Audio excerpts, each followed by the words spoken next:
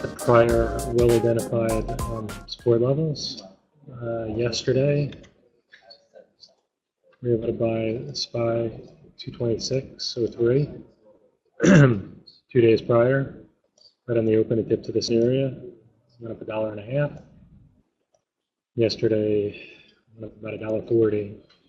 Was sold off at the end of the day. So very similar to what we saw in IWM twice in the last 4 trading days at the 134.50 level. When the market has a strong underlying bid and people are looking to buy and pullbacks, you want to identify support levels from the prior week, and you buy there. You risk 10 cents, 20 cents, whatever your kind of risk tolerance is. Look to capture 50 cents dollar move. You go from there. So this morning we have the 11 a.m. Trump press conference, which after watching my Twitter stream last night, I thought maybe he might cancel it, but I haven't seen anything there. So that could be an excuse for the market to move. Remember the last jobs day? Into the number, we had a nice spike, and then after the number, we sold off hard. So perhaps maybe we could get a little bit of a spike in the market into the press conference, and then market sells off back down into the support area, and then we'll see. So that's my thought on that. Below 226, it held for 2 days at 225.5 last week. IWM was bought yesterday. It was strong after holding the prior day at that 34.5 level again. We bought a few days prior. Looking at it this morning, it has a little bit of a bid as well. This continues to be the pattern, right? The money going in and out of small caps is not related to large caps. The one thing that I pointed out, the reason why this chart is marked up like this, and you see these kind of quick vertical moves, is they're just, the market cap of these names is so much smaller than the large cap. So $10 billion flowing in or out to these names can really get the market making programs to get out of the way, and you're just getting these dollar down moves very quickly. Sometimes a dollar up move, but especially in the downside, we're seeing this volatility since this big run in the beginning of the month. All right, so it was a pretty light news day. A couple of the airlines reported December traffic. It looked like UAL was being bought in front of those numbers yesterday already. It had just pulled back from the 76 area. As a side, I think the SSR will be on the way for this. Yeah. Just something around.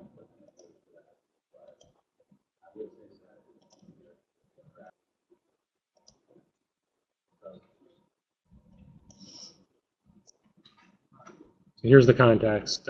These airlines that have had a huge run. This one from 50 to 76, so basically a 50% move. 50% move in like a month, 6 weeks. Then we get a consolidation. I don't know. I would be skeptical that these December traffic numbers would be enough for it to break out again, just because it's already moved up so much in the last couple months. So look to see play it short in this area here.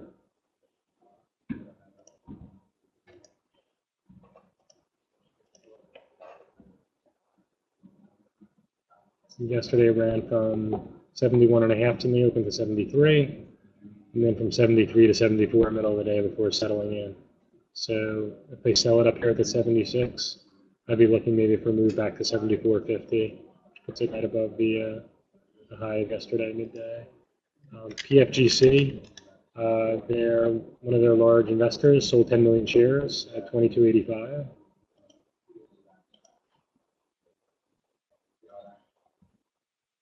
So when a large investor wants to sell, the bank, whoever runs the trade, they'll take it at a discount to where it's been trading, where they feel confident they can unload the shares at a profit. So in this case, price was right here. And the stock had just run up.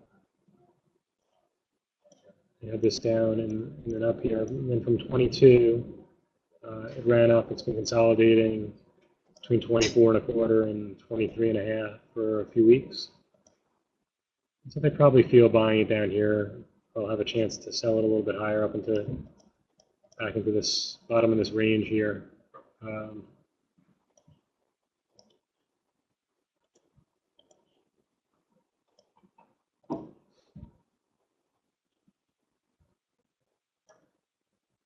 Let's see right on the open if we get a little bit of a flush below 22.85, maybe comes in closer to 50, 60 cents.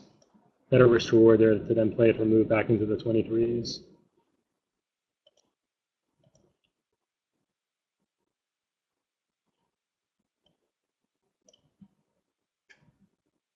So they did continue to buy it here right at the price. You can see it was very tight at 22.85 for a while before people selling some share. We'll watch that right on the open. NVTQ, these guys, it's already looked pretty bad on the long term. And they lower their revenue guidance again. We may have a situation here where that may have been factored in. Now, there were some wild moves. Once it got down to 10, it gyrated up and down here. 1, 2, 3, 4, 5, 6 times from this 10 area. Finally broke down below 8.5. Now is making a multi-year low below the 7. So what I'd be looking for is to see if it actually holds 6 right on the open, and if we can get back inside of this range right here. In these situations where the stock is down already 75% now from the high, you watch to see if this lowering of revenue guidance is the final piece of news and people buy after it.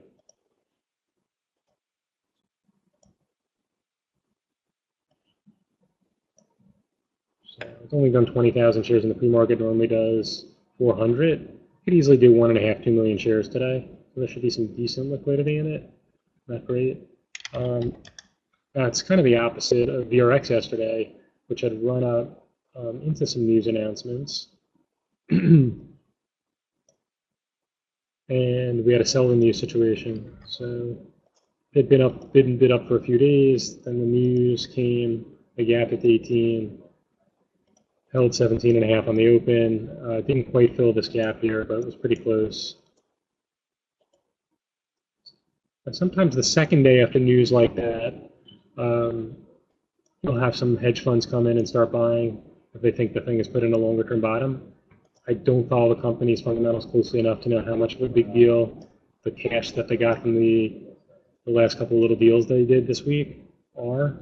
If it's enough for it to kind of, I think this move here was when they were maybe going to sell that, I forget the name of the division, Salix, I think it was called, for a few billion, but I think that's off the table. So maybe for now, 18 to 18.5 is the top of the tradable range for it. Maybe it holds a higher low now here at 15.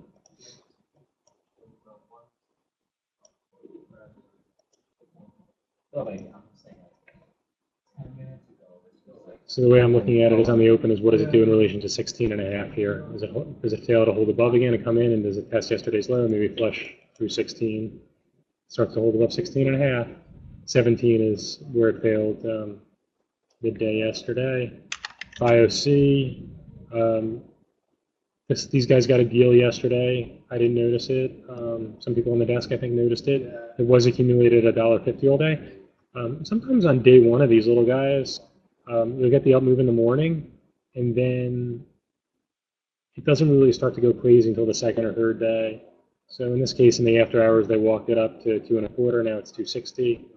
I don't know if it has much more upside. In the way stocks have been acting recently, maybe it does have some more. But $2.5, $3 for potential target areas when it started to move from here.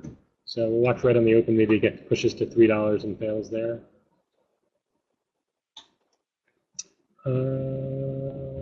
ETRM.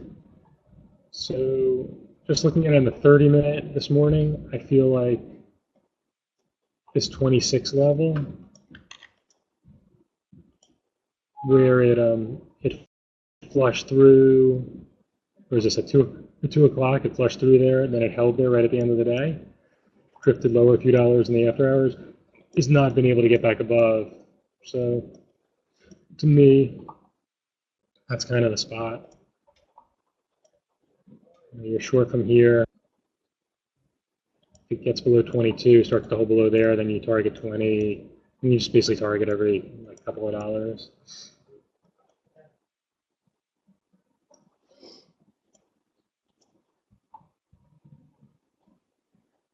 So sometimes on the day that these things finally melt down, they don't give you a great shot at entry. But right on the open, if it spikes up into this area here, 25 to 26, fails, starts to hold below 24, that would be your first signal.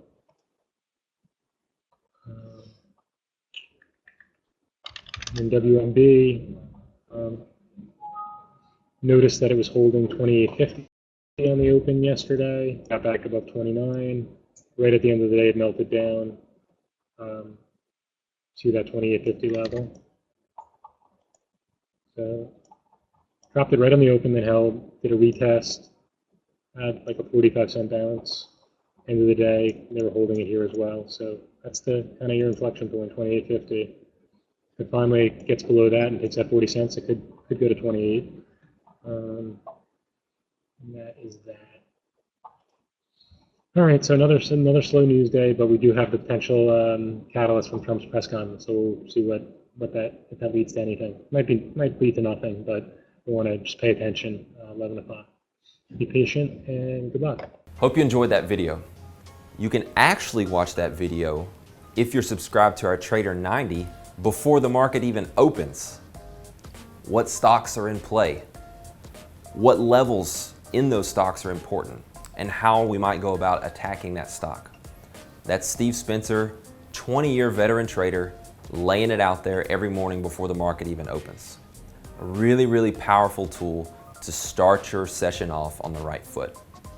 So right now we're offering a trial that you can take advantage of to access this meeting and other meetings throughout the day. We have a meeting at 11 a.m. Eastern where you can sit down with Mike Bellafiore and listen to him talk about what's going on during the morning session, what stocks were in play, what the best trade opportunities were, as well as maybe some things that we're looking at heading into the afternoon session. So I really encourage you to take advantage of that trial.